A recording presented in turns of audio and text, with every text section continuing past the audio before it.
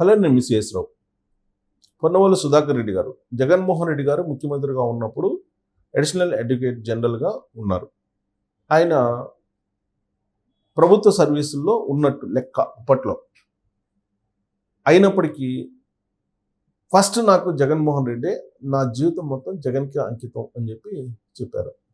Public సర్వెంట్గా ఉంటూ Jaganmohan Reddy first, తర్వాత government అని చెప్పేసి అన్నారు.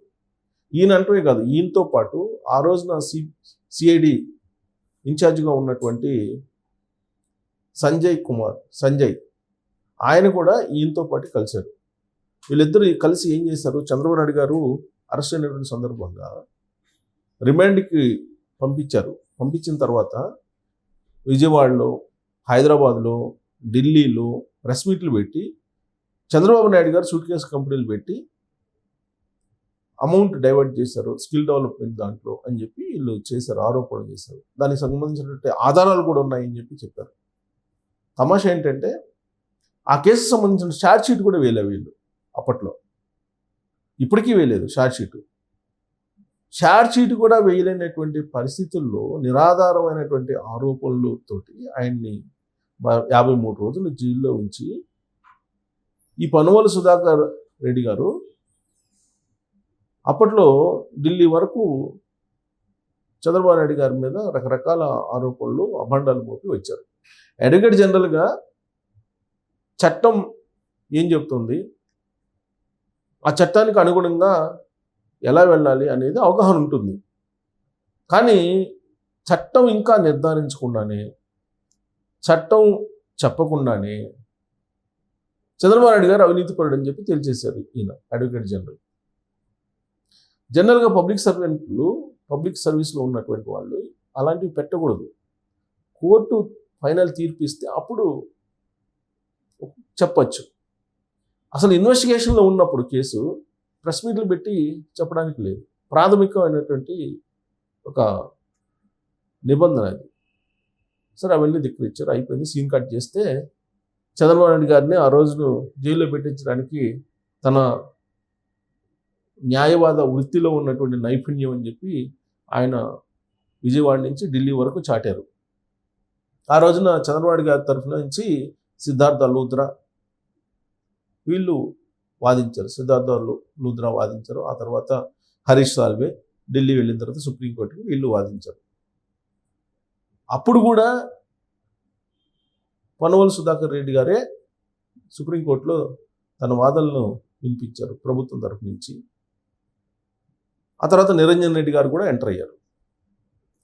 ఇప్పుడు ఇదే పొన్నవోలు సుధాకర్ రెడ్డి గారు వైఎస్ఆర్ కాంగ్రెస్ పార్టీకి సంబంధించినటువంటి పోసాని కృష్ణమురళి కానీ, లేదు ఇప్పుడు అరెస్ట్ అయినటువంటి వాళ్ళు కానీ, వల్లభనేని వంశీ, వీళ్ళెవ్వరిని కూడా బెయిల్ మీద తీసుకురాలేకపోతున్నారు. మరి ఆ రోజు ఉన్నటువంటి న్యాయ నైపుణ్యం ఇప్పుడు ఎందుకు లేదు పొన్నవోలు సుధాకర్ రెడ్డి గారికి? ఆయన చంద్రబాబు నాయుడు గారినే బెయిల్ రాకుండా జైల్లో పెట్టించినటువంటి న్యాయ నిపుణుడు అని చెప్పి ఆయన అప్పట్లో చెప్పుకున్నారు కదా. ప్లస్ ఆయన్ని మించినట్టు అడ్వకేట్ లేదని చెప్పి అప్పట్లో వైఎస్ఆర్ కాంగ్రెస్ పార్టీ భావించింది కూడా, అంత ఎలివేట్ చేసింది కూడా. పైగా జగన్మోహన్ రెడ్డి గారితో లండన్ వెళ్ళి ఈయన ఒక వీడియో కూడా రిలీజ్ చేశారు. అప్పట్లో జగన్మోహన్ రెడ్డి గారు చాలా ఇబ్బందుల్లో ఉన్నాడు. 2024 ఎన్నికల్లో కనుక జగన్మోహన్ రెడ్డి గారిని గెలిపించుకోలేకపోతే చాలా ఊబిలో ఉన్నాడు, ఊబిలో ఇరుక్కుపోయేటువంటి అవకాశం ఉంది. కాబట్టి ఎలాగైనా సరే జగన్మోహన్ రెడ్డి గారిని గెలిపించాలి అని చెప్పి మాట్లాడుతూ అప్పట్లో లండన్ వెళ్ళిన సందర్భంగా ఒక వీడియో రిలీజ్ అయింది.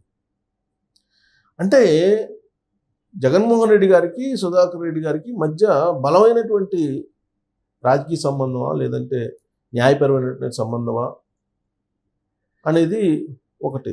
రెండేంటంటే ఈ పొన్నవోలు సుధాకర్ రెడ్డి గారు రాజశేఖర్ రెడ్డి గారి పేరుని జగన్మోహన్ రెడ్డి గారి కేసుల్లో ఇరికిచ్చారు ఛార్జ్షీట్లో. ఈ విషయం నేను చెప్పడం కాదు, షర్మిల గారు చెప్పారు.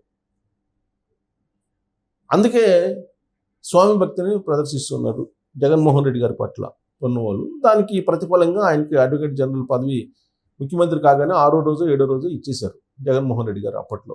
మరి ఇప్పుడు పరిస్థితి ఏంటి?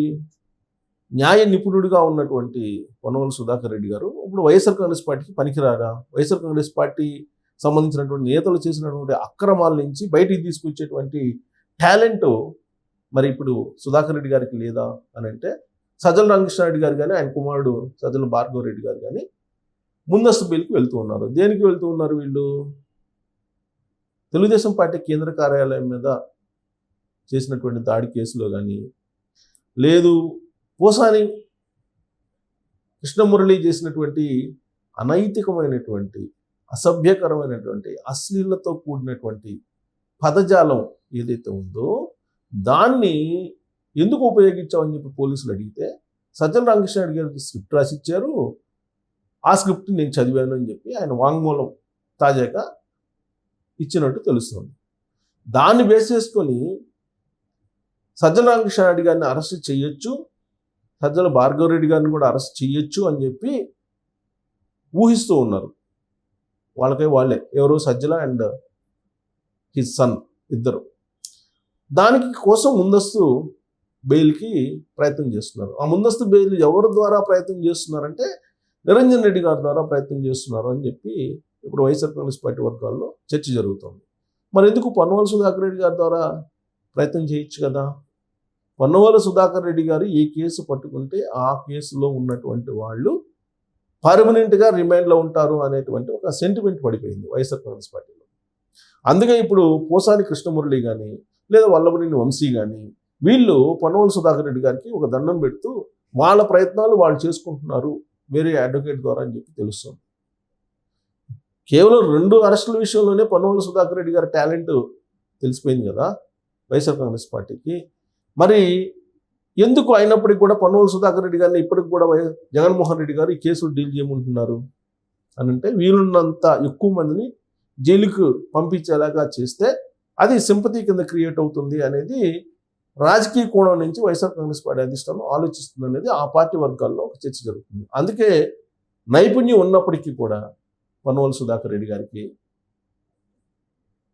ఆయన వ్యవహరిస్తున్నటువంటి తీరు కోర్టుల్లో, ఆయన వాదిస్తున్నటువంటి తీరు నిందితుల్ని రిమాండ్కు చేసేలాగా ఉంది అని చెప్పి ఇప్పుడు ఒక టాక్ నడుస్తుంది. అందుకే ఇప్పుడు జగన్మోహన్ రెడ్డి గారి మీద వైఎస్ఆర్ కాంగ్రెస్ పార్టీకి సంబంధించినటువంటి వాళ్ళే మీరు నిరంజన్ రెడ్డిని మీరు అడ్వకేట్గా పెట్టుకోవడం ఏంటి, ఈయనేమో మిగతా వాళ్ళకు ఉపయోగించడం ఏంటి అనేటువంటి ఒక ప్రశ్న తలెత్తుతున్నటువంటి క్రమంలో ఇప్పుడు బెంగళూరులో ఉన్నటువంటి జగన్మోహన్ రెడ్డి గారు పొన్నవోలు సుధాకర్ రెడ్డి గారితో హాట్ లైన్లో కొత్త డైరెక్షన్లు ఇస్తున్నారు అని చెప్పి తెలుస్తోంది. సో ప్రస్తుతం అయితే మరి సునీల్ అరెస్ట్ అయ్యారు, ఐపీఎస్. మరి ఆయన కేసును కూడా మరి ఈయనే టేకప్ చేస్తారా? మరి రాబోయేటువంటి రోజుల్లో ఇంకా కొంతమందిని అరెస్ట్ చేసే అవకాశం ఉందని చెప్పి అంటున్నారు.